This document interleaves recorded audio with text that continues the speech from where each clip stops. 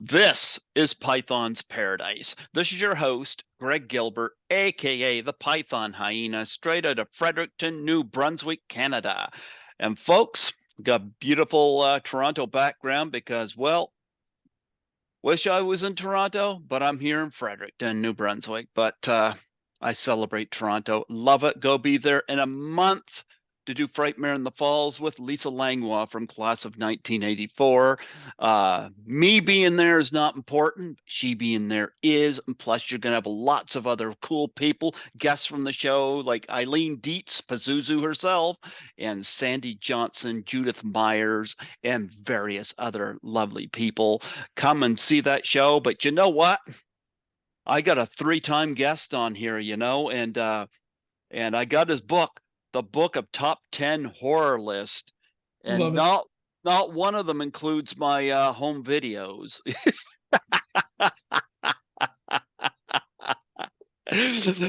Folks, I have the author on here for a third time, the Crypt Master Chucky himself, Charles F. Rosenay. How do you do, Charles? I'm great, Greg. How you doing? So good to see you. I think the first time I was on, we talked about that book. Uh-huh. Second time might have been about my ghost stories book. And now we've got so much to cover. I got so many things going on. It's crazy.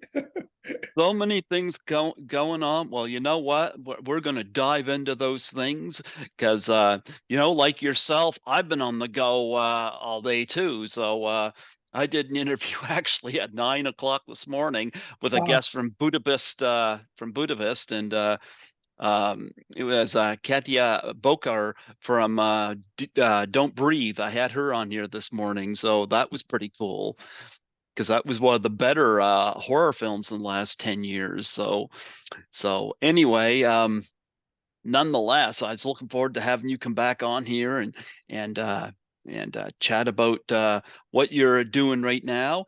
And I know you have pitched um, Tara Buckman to me. Now, what are you and she doing together? You guys got a project going together? We do. So we met a few weeks ago in Mm-hmm. Maryland at the Mid-Atlantic Nostalgia Convention, and we really, really hit it off. We said, "Have you been to this show? Have you been to that show?" And I was shocked that that was literally her first convention. Wow. I said, "Hey, are you up for coming to New England?" And she said, "For you, Charles, I'm up for everything." And that was like magic. Those are the words I want to hear. Last year, when we did the Salem Paranormal and Horror Convention in Salem, Massachusetts, mostly paranormal with a few horror guests, and I thought, well, she would be ideal because she isn't oversaturated. She hasn't been to 100 shows, but she's got all these great credits. She was in Silent Night, Deadly Night. She was in Extro 2. She was in on TV Freddy's Nightmares and Buck Rogers and on and on and on. But she's done, non-genre stuff too. She was starred alongside Adrienne Barbeau and Burt Reynolds in the Cannonball Run. So he's got credibility here, and she's great and she's sweet and she's up for it. So she is my special guest of honor on the horror end of things for the Salem Paranormal Convention, which is at www.salemparacon.org. And it's taking place November 11th and 12th at Salem State University. And it's the second one, and just very excited because we have a slew of paranormal guests who will be joining her. And those are probably a lot of the people most of our listeners have never heard of, but, have their mark in the paranormal world. But the main guest on that side of things is the one and only, the amazing Kreskin, who's when you think of the paranormal, you think of the Warrens, and all the Conjuring things. If you think of magic, you think of Houdini. When I think of mentalism, I think of Kreskin, because it goes back to the days of the Johnny Carson show and all those amazing appearances, his own game, the ESP Amazing Kreskin game. So the guy's still around, he's still alive, he's still kicking, and to bring him to any event is just always an honor. And we had him at the Connecticut Paracon a few years ago, and people loved him, and we had him do a show at night too, and he still had it. So we're bringing him out and dusting him off, and he's going to be our special guest, along with Ms. Buckman and all these other really cool people who are clairvoyants and authors and paranormal investigators.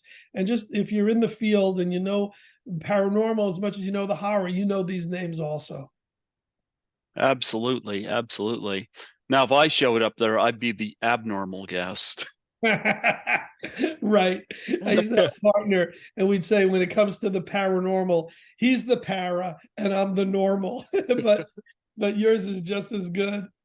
Or bring Buckman there and it could be paranormal. Wow, I'm gonna have to find a way to put that in our promo. There you Paranormal. go. The Brilliant. paranormal. I've Brilliant. had I've had Adrienne Barbeau on here, so I know she was driving. I'm pretty sure if especially I don't know if Adrienne Barbeau's going there, but I mean if they were both riding together, they get there a week ahead of everybody.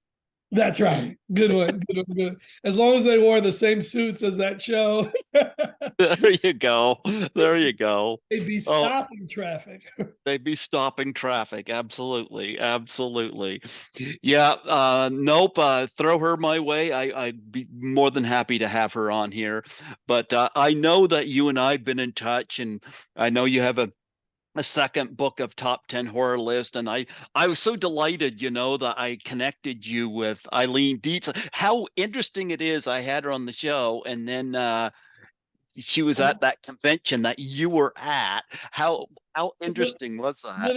Literally a week or two. It had to be maybe the same weekend after you had her on. You tell her about me, you tell her about my book, and she's there ready to give me the list because of your connection.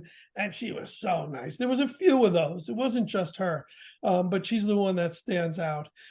At that show was amazing. It was called Dead Con. Mm-hmm. Unfortunately, it was a dead con, which really was sad because the guests were great and the event was great. The promoter, it just, sometimes you overdo a first show with too many guests and too much promotion, all that. And when you don't have the people show up like you expected, unfortunately, I mean, I've had that happen to me. Your pockets aren't deep enough to survive and bounce back. Mm-hmm.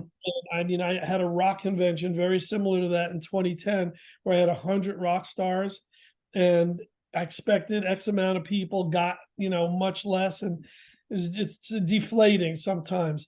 But it's too bad because sometimes these people really shoot high and get the stars they need, and it just doesn't click for whatever reason. I think that particular show was up against another well-established show a few miles away, and it's same weekend. So things like that hurt it. I've been at other shows where the weather's hurt it. You never know. But when you stick to convention producing for enough years and you don't give up and you have it at the same place and you keep getting great stars and people like you show the fans who attend that, right amount of respect, the shows click and usually will go on and be successful. And of course, I'm wearing my Victim No More beanie, and of course, I put you in touch with Bobby Heckman. Yes, sir. And Yep, wasn't Bobby at that event too? yep, yep. Yeah. He may be at Frightmare in the Falls because I know I'm so hoping that I can get Kimberly back on the show here from Friday the 13th, the final chapter, because I loved her as Trish Jarvis, and I believe he's going to be at Frightmare in the Falls with her. So Well, I told him I'd be wearing the beanie Victim No More, but I can't wear the t-shirt because I'm gonna have the Lisa class of 1984 shirt on because I'm gonna be I don't know how much roaming around I'm gonna do because I'll be assisting her at her table, but I'll try to catch a few people. well, don't forget there's multiple days. So you Hmm. can wear different shirts. But what I love about you and your show is there's no elitist to you. I mean, you will have someone who did a cameo in a one, that level, and then you'll have, Nancy Allen, you'll have like the spectrum, and you will interview them the same and respect them the same. And I think the guests know it. The guests know that you're a true fan and that comes first, and that goes a long ways, man. Actually have my cleaning supervisor who hired me for this job on here a few months ago. She just asked. She was curious. She asked, and I knew exactly what I had a blast with her because I knew how to embarrass her without embarrassing her. We had some stories. I had her on here, and I had another coworker from another job come on because she was doing involved in a company called Pharmacy on the side, Pharmacy with an F. It sells men's and women's products, and she was doing a little makeover right there on, as we talked, and went through quite a transformation just to prove that the product works. And I was happy to have her on here. I look at it this way. I come from a background where I was bullied growing up. I was probably the least popular in my class growing up. I probably had the lowest grade point average in my class because, I hated school. I was very awkward, didn't know how to fit in, and I was always a loner, which is why I'm happy somebody like Lisa Langlois or even Nancy McLaughlin would connect with me, that. So I think that's awesome.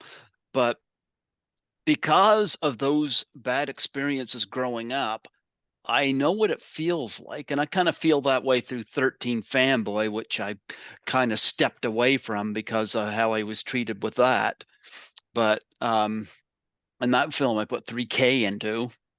Wow. Let me ask you, when you have, I know you're interviewing me, but I have questions for you. When you have a non-horror guest, like someone who's head of a cleaning company or pharmaceutical, do you ask them their favorite horror flicks? Do we work in the genre to the interview?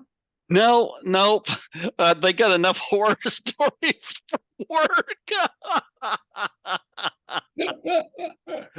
Oh, All right.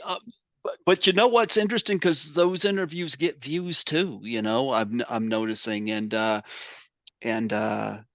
no, I don't like to look at somebody and say they're not important because they're not top billed. Mm, Um, I because I don't, and maybe this is a good thing that maybe I went through what I did growing up because it's allowed me not to look at people and decide what their value is. And because I'm a big advocate for mental health, and I think people need to feel good about themselves. They need to know that they're valued in society and that they have something to contribute on a positive end. And there's I don't like seeing people shoved off to the side. So all yeah, right. so We're talking code here. It's all good. yeah, there you go. But yeah, it's fun for that way. And I remember when you were pitched it to me originally, I was like, yeah, absolutely. I didn't know who you were at the time. I wasn't going to say no. I was like, yeah, well, you had the top 10 horror list. Okay, come right on. So here you are, you're on for the third time. So I can So tell you that the thing I do every year, the Dracula Tour to Transylvania, uh-huh. is on again this year. We had issues because of COVID for a few years, but we've got a crew going out. We still have space. If any of your listeners or viewers want to take the ultimate horror vacation, the vampire vacation, I do the Dracula Tour to Transylvania every year. It's back. And it's next month, and we have space if anyone wants to go.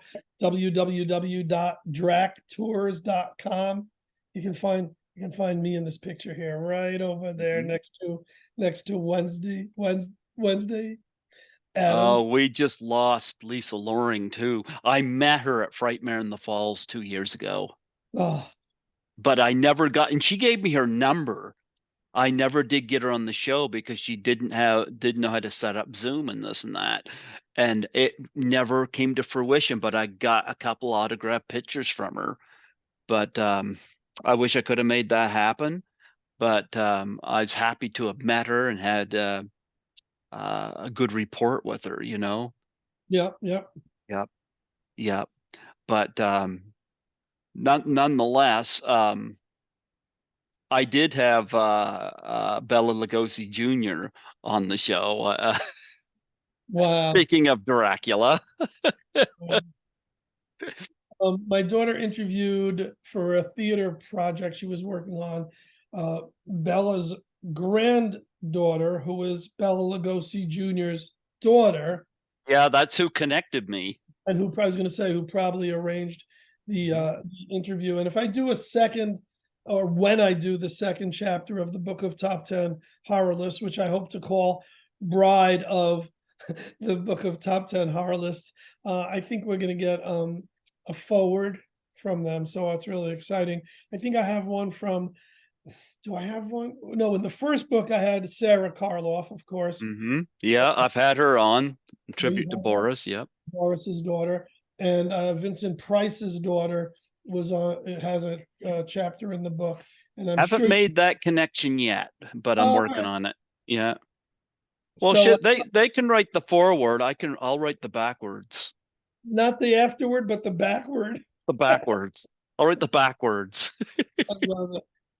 I love it. So aside from that, yeah, between last time and this time, we after the book of top 10 horror list came out, I put together this one, which I think we talked about, True Ghost Stories of Connecticut. I believe we did. Yeah. And it's got a forward, speaking of forwards and backwards. And speaking of the amazing Kreskin, it's got a forward by the amazing Kreskin in there, Mhm. who not only wrote a great forward for the book, he's very, very kind. He also gave me a chapter because the book is about firsthand paranormal activities and accounts by the individuals who experienced the occurrences. And he had a great paranormal experience that he shares with everyone in the book. And people can get that from all my books on Amazon, obviously. But if they want a signed copy, the Beetle book is Beetle book. The horror book is available from www.bookoftop10horrorlists.com. The True Ghost Story book is available from www.paranormalconnecticut.com. So, you got to always throw in the websites in case, like you and me, you want to get a book, you want to get it signed. It's cool to get just a general book, but when it's got the signature and it's got a the transcription to Greg or to Charles, it makes it more of a valuable piece in our collections. Yep. Our libraries. Yep. I always tell celebrities to personalize if you can, because a lot of times when they're asked not to, it means they're going to sell it. And I told Lisa this too. Always personalize. Times, like if I got 3 kids, Hmm. maybe I want to give them one for the holidays or as a surprise. If it's made out to one of them or to me, that's a tough thing. So in some cases, if the person asks for it to not be personalized with a reason, then it's cool. But yeah, you're right. If they're bringing 40 items, 40 record albums, or they're bringing 40 stills of a from a movie, yeah, the odds are they're doing it to resell. And you know what? If you're a star, you're getting your $40, whether it's a person bringing it to their collection or reselling it. That doesn't bother me so much. I represent some music artists, and Hmm. we do conventions, and someone will come with a suitcase full of stuff.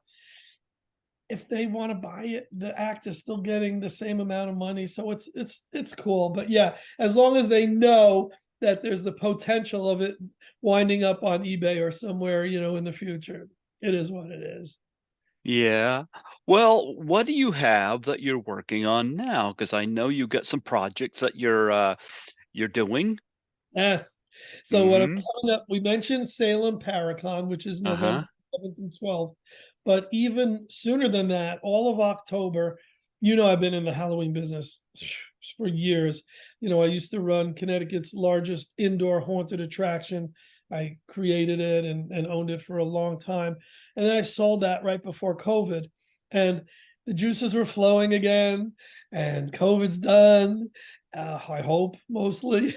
And my non-compete expired. So I thought, well, let me come up and be a little more creative. Last year, I started something called the Haunted Trolley. And the Haunted Trolley was an actual antique trolley that runs. And going there, I did ghost stories. Going back, it was a paranormal, like a seance, but with an actor and this. They had a lot of really cool theatrical elements, and it was a really fun thing. This year, I decided I'm going to change it up every single year. Every year for Halloween, we're going to do the trolley ride, but with a different motif. And Hmm. this year, the theme is a murder mystery, and we're calling it Murder on the Shoreline Express. I had no idea where I got that from. And sure enough, it's a murder mystery theater that starts in the box office. Someone gets killed. I'm not supposed to say that, am I? Sorry, murder mystery actors. And then the whole plot unravels on the way out on the trolley, and then the clues and who's the killer and all that is on the way back. So people are guaranteed some thrills and lots of laughs and a great night out on a trolley. You can't do that every day of the year. You can't really take a haunted nighttime trolley ride. So all those aspects put together is going to make it an amazing event. www.thehauntedtrolley.com, trolley with Trolley, for those of you out there who are not able to spell things. And I'm gonna have fun with it. I might be the one who gets killed some of the nights. I might be part of it. I'm not sure, what my role is gonna be, but no matter what, people are gonna have fun. Is Tara going to drive the trolley? That's a great idea. Because it'll get there. It might get there early. We don't know when it'll get there. It might be too fast for the killer to strike. Too fast. Forget it. The trolley ride will be over. She'll make a trolley that takes 15 minutes and goes 5 miles an hour. She'll make it go 50 miles an hour, and it'll be back before you can blink your eye. Folks, we're doing Cannonball Run references here. Oh, wow. Anyway, yeah. So I read your email when I got it. Of course, I was in the process of waking up when I got that email, but I do believe, correct me if I'm wrong, you got a new writing project you're doing. Am I correct? Well, I have a bunch. It's ridiculous. Okay. All But right. Okay.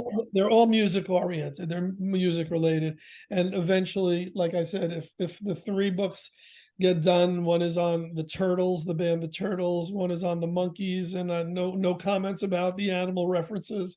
And then the Beatles, another book is coming out on the Beatles.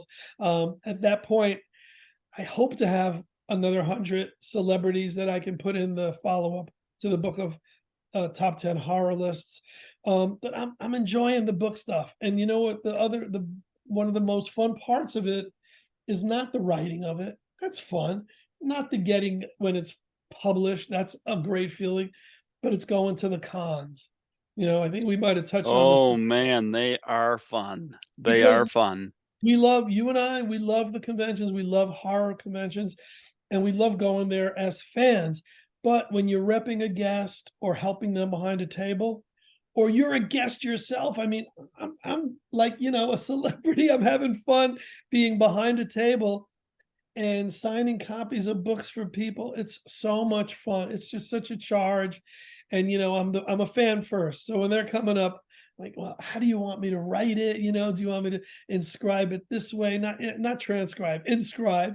And it's just like a pleasure. Like every time I sell a book, I want to get an experience with the person.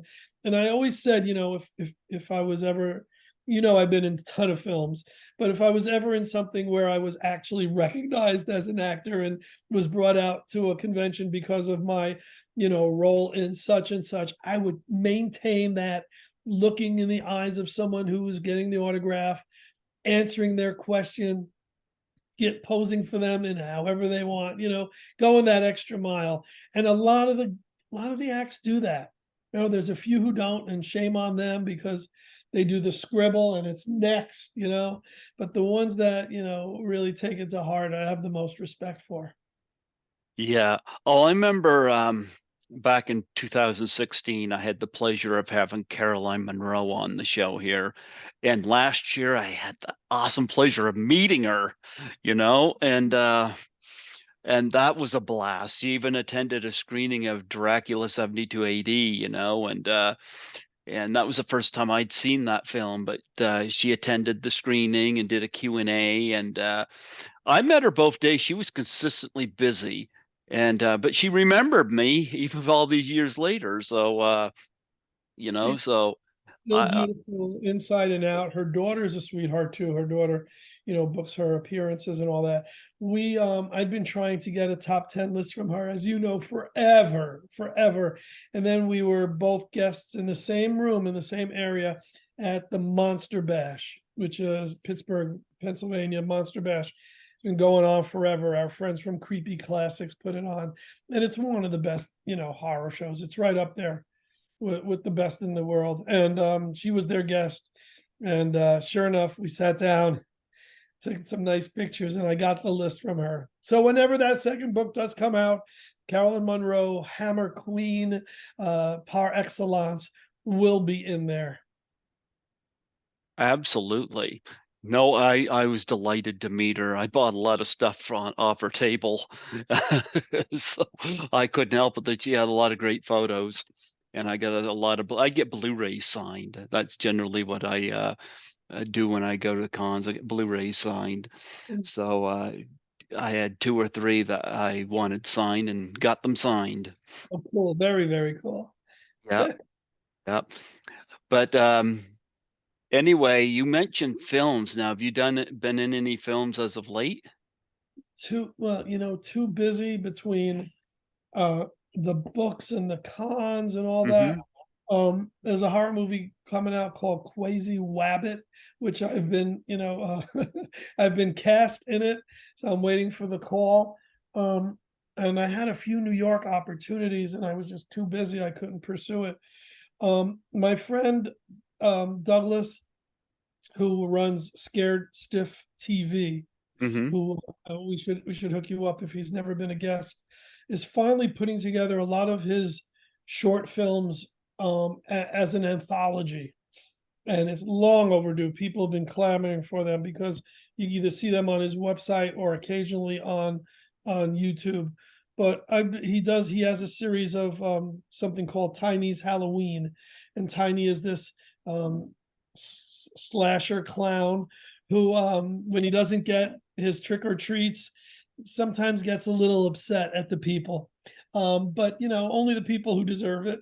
And so I was in one of the tiny episodes as a father or a grandpa with my kids when they were real young, just as cameo, knocked on the door. And then I had the lead role in Tiny's October 31st. So you can probably Google that and find it. And it was filmed in the haunted house, which I ran at the time. And I if I can say so myself, I do a really good job of this mean, ruthless, don't give a damn about any of the people, haunted attraction owner who gets his, comeuppance as the film ends.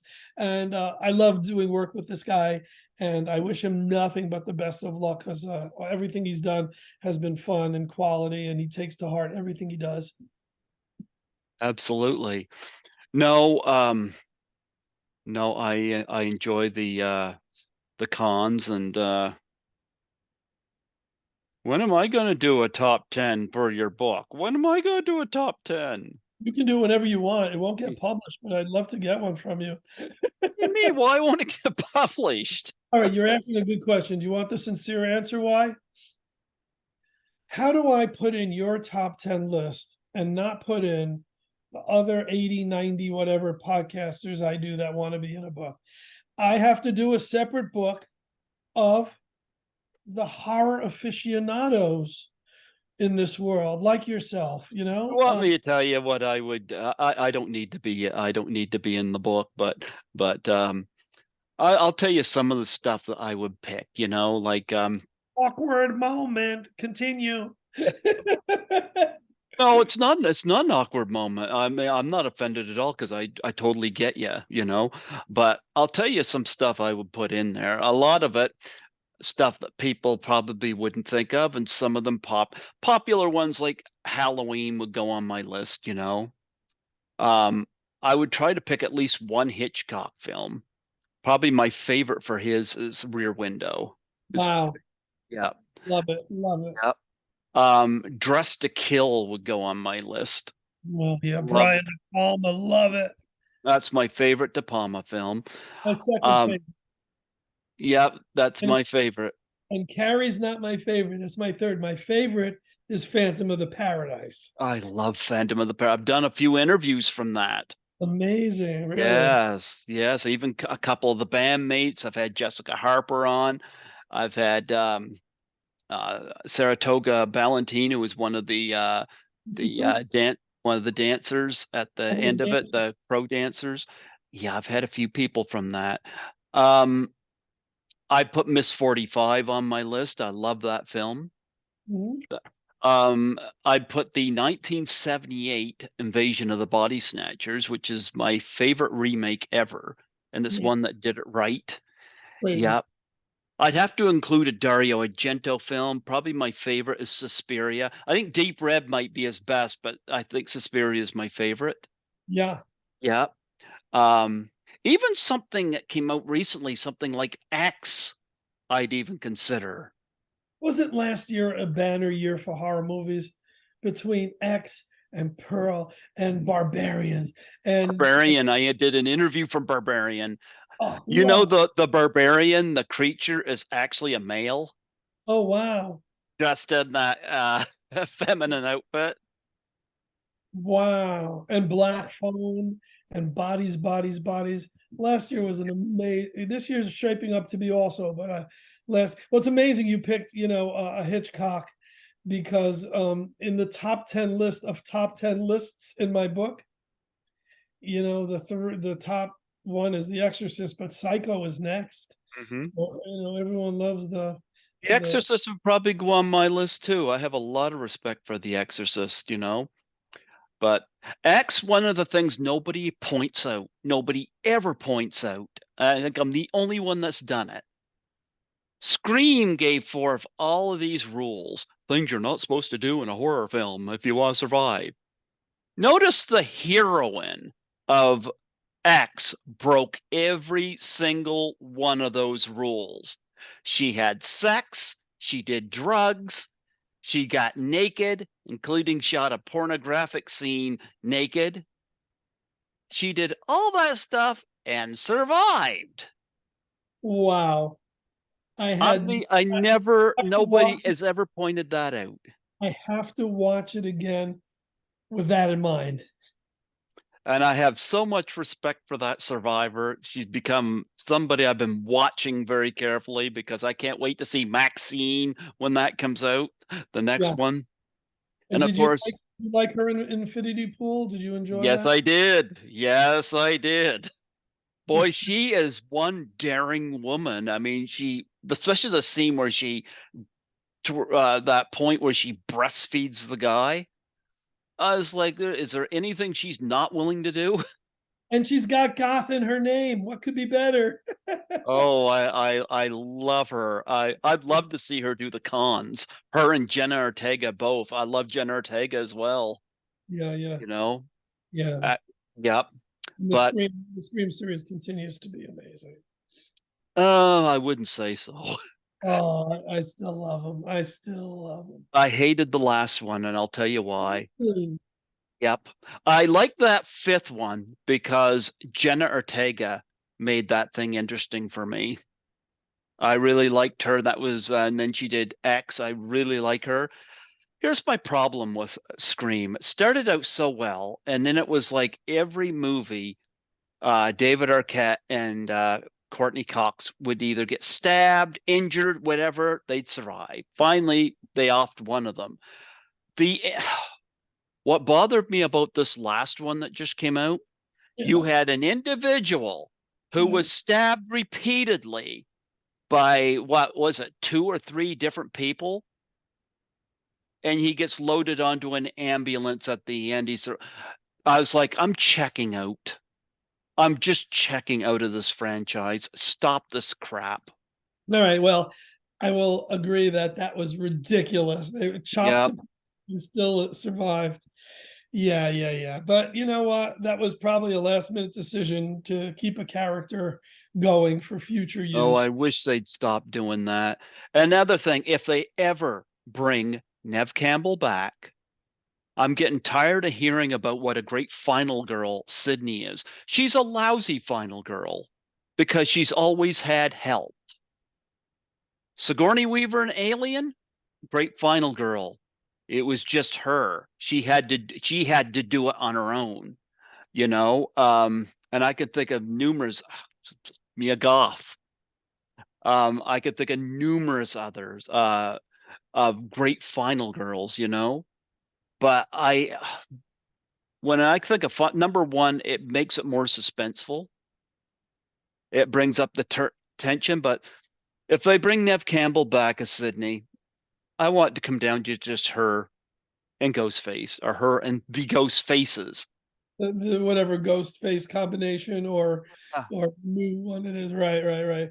Were you also an anti Halloween ends guy? I like the character of Corey Carpenter, I do, but I hated the direction they went with that movie. They really made Michael Myers look a little way too pitiful, Yeah. particularly in a sewer scene. I'm Yep. going to be frank. If um if it was up to me, there had been a certain character not killed at the end of Kills because Laurie's already gone through too much. Stop that shit. So, and I know which character, you know what character I'm talking about.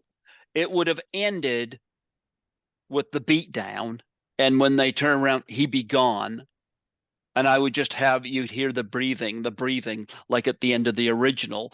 Then you do. They should have continued because this was what they were originally going to do. Have it be one. All three movies take place in one night. The third one just took a turn I didn't care for, and I was like, and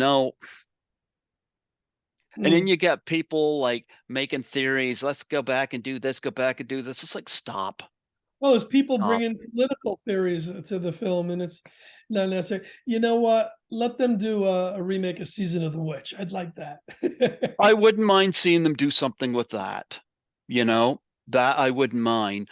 But the first big problem, big mistake, um, the David Gordon Green made with Halloween was to omit Halloween 2. Because when you got all that rioting and chaos and Halloween Kills, I'm like, there was only two or three people killed in that first film. I'm like, would they really be rioting? Now you add Halloween 1 and 2, which could blend nice and to get together in one night. You got the hospital killings, then I could see probably the rioting. Then I could probably see it. I would have um I would have kept Halloween 1 and 2 as is, and then 18 take after that, you know? Is Michael Myers actually capable of being brilliant enough to swap into a fireman's outfit? Was that what it was? A fireman's outfit? Oh, that was H2O. Oh, was it H2O? Or no, that was a paramedics thing. Paramedics thing. I thought it was I Oh, thought it you're was talking about Halloween Kills whenever yeah. I don't know. Um I don't know, but Separate topic. there's just so much dumbness happening, you know. I like to see I don't mind a slasher film, but it's kind of like, when it gets dumb, it gets dumb. Scream 6 rubbed me the wrong way. I didn't like it the way I did Jason Lives, Friday the 13th part 6, but I like stuff like oh, what's that one Samara Weaving did there? I'm gonna look Google that. solving stuff. I know what it was. Samara Weaving, because she did one that I really, really enjoyed. Ready or Not. Oh, I liked Ready or Not, I but enjoyed that. the one I loved most recently was Talk to Me. I loved that. Yep, Talk to Me was good. Yep, I saw that. Yeah. Yep. But I don't know. There's a lot of them that are kind of losing me. And I've seen all the Scream movies in theaters, but it's like, it's like, yeah, I mean, they even got Gail Withers, the Courtney Cox character, stabbed again. She survived, and it's like, I'm just tired. I came away from that sixth Scream movie like it's like, I'm checking out. I'm checking out. It's just I'll getting say too dumb for me. I'll keep taking Scream movies over Saw movies because Some as movies I'm starting to check out too because I mean they got a new one out and I've seen all those in theaters, but it's like, the well, number one, it's just like I thought that first one was terrific. Um, one was great. The yeah, first but one, it's like now it's brutality for the sake of brutality. It's agreed. I don't need to be grossed out. If you're trying to gross me out, Right. I don't need that. I don't mind a bit of blood. You know, I mean, Friday the 13th, the final chapter, is got a lot of blood in it. It's a guilty pleasure, but Mhm. it's not the Saw level of grotesque. So Right. Right. yeah, but Argento's done it, but Argento again, a lot of it is tone. They're actually trying to tell a story, whereas something like the Saw franchise of that first one, I'm not getting the same tone as I did from that first movie. So Mhm. yeah. But anyway, what else do you have to promote So on here? in December here locally, I'm doing a what we call the Connecticut Holiday Psychic Fair Fest. I do these every few months, just like a psychic fair, 20 vendors. For the holidays, it's going to be a free admission show, but it's at a really cool venue called the Witch Doctor Brewing Company in a place called Southington, Connecticut. We've done these at other breweries before, but never in this kind of a thematic place. So that's December 9th and 10th. So it's like a series of things for every month to close out the year. All of October, every weekend, Fridays and Saturdays, and then the last 2 weeks, Sunday too, we're doing the Haunted Trolley, which Hmm. is part of the Shoreline Trolley Museum. And folks can see that at www.thehauntedtrolley.com. And that's the murder mystery that we're calling Murder on the Shoreline Express. In November, it's my big convention, which is the Salem Paracon, which is Salem, Massachusetts paranormal and horror convention. And even though it's so far just Tara Buckman is our special horror guest, it's And the Trolley vendor Driver. and trolley driver. We're gonna have to let her in on that. No, but aside from that, the vendors, it's not just para stuff, it's not just readers and psychics, it's also horror merch and all that. So a fan, who loves both genres will have a great time. And that's November 11th and 12th, Salem, Salem State University in Salem, Mass. Website salemparacon.org. And then December, it's our psychic fair, which at this point doesn't have a website, but it's on Facebook. There's an event page. If you type in Connecticut or Psychic Fair Fest, it's one word, FAIRFEST, it comes up. So if you have any listeners in the New England area, all the stuff I do will be of particular interest to them. I just thought of two other films that would have landed on my top 10 horror list. The original Black Christmas would definitely land there. Yeah, And Fright Night's my favorite vampire film. really. Yeah. The The Roddy, original Fright. the Roddy Yeah. McDowell original is Yeah. genius. It's brilliant. Yeah. Now, werewolf movies, I have is a toss up between An American Werewolf in London and The Howling. I think An American Werewolf in London kind of edges it out a little bit, but they're both pretty tight knit for me. I like both of them. I could have done, a book just on top 10 lists of each category.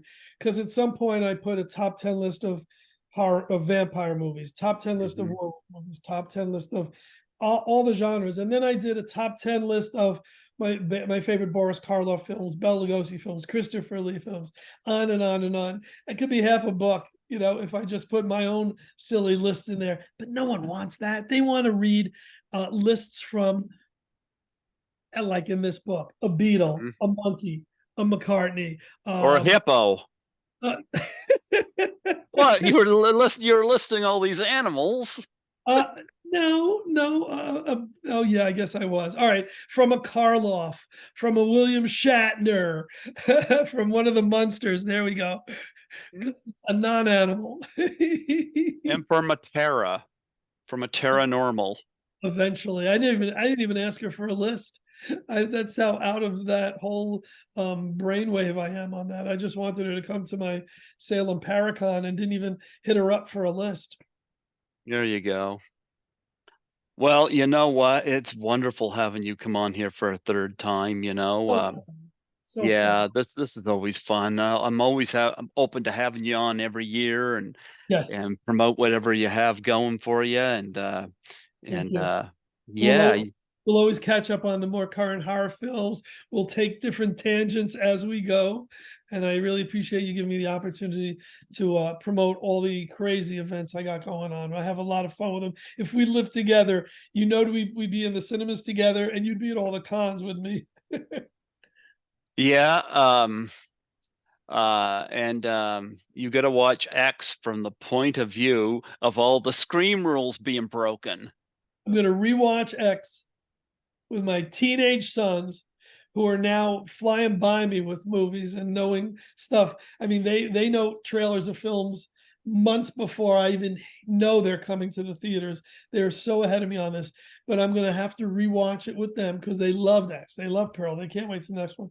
And Oh, yeah. with the thought of Mia Goth breaking all the Scream rules that we know and love. Yeah, that made me an instant fan of hers. It's like what she gonna do next. Like I said, the breastfeeding scene and Infinity Pool really was kind of a shocking moment. I'm like, I shouldn't be surprised. It's Mia Goth. What else is she going to do? What else will she do? She'll do a nice reach around scene on the guy in the movie. That's the other. Yeah. Give her credit for her. She's cool. But I Anyway, do. She you should have know, had the Oscar nomination for Pearl. Like the you actually, you know what?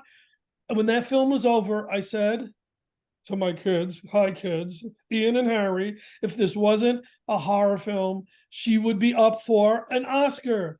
Come on, it's an A24 film. Let's open our eyes here." Her performance, and I mean her, just there were times where she was just talking, and she emoted so much. That was an award-winning performance, no doubt. Her in Pearl was unbelievable. I've interviewed a couple of people from Pearl too. Elliot Rocket, who is one of the production people behind it, and I interviewed Matthew Sunder. I'm going to screw his name up. He was her dad in the film Oh wow. in the wheelchair. Yeah, I had a lot of fun chatting with him about that. Yep. Was he more animated in true life than he was in the film? Yeah. Oh yeah. I had him on. I think it was last year, and we talked about Pearl and talked about Mia Goth. Yes. I would love to get more people on from X, so but I'm looking into it. But Elliot Rocket, I know, was involved with both. So I'm really looking forward to Maxine. I guess it's not coming out till next year now, so I'm like, I gotta wait for that. The one film I am looking forward to this fall is Poor Things because I love Emma Stone. Oh wow. Yeah. Yeah, I love Emma Stone. So that's one I'm looking forward to. But I was hoping Maxine would be out this fall because I really want to see it. Yeah. So Might might have to watch the other two first again, especially with X in mind, and then get psyched for Maxine. yeah, well, Mia Goth is easy to get psyched up for her because I'm like, what's she gonna do? She seems to have no boundaries. I love that. Everything she does is gold. Yeah. Everything you do, my friend, is also. I want to thank you for having me on. Well, I appreciate you coming on the show. And if I can, I'll send more people your way for your top 10 list, and see if we can get the third book off the ground for that. I'm glad you got Caroline. So there you go. Yeah. Well, before I let you go, I'd love a plug for my show. Yeah. Guys, I've been on 3 times now, and I can't wait to be on 33 times. Greg Gilbert, the Python, the monster, the man of not just the hour, but the man of the millennium. So much fun to be on, such great guests, and such a great show. Thank you, and keep listening. And look at the fact that he's got in his hands the book of top 10 horror list. That says it all. Yep. And you know what? I appreciate it very much. You send Tara Buckman my way. Got it. And if she wants to come down here in person, I'm pretty sure she'd get down here in record time if she's driving. Another Cannonball Run reference. Yeah, just as long as she does not stop for Santa Claus. None of that. I hope she learned her lesson. Of course, that wasn't her fault. It was the guy's fault. Right.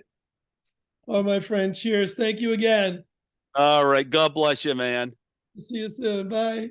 Take care.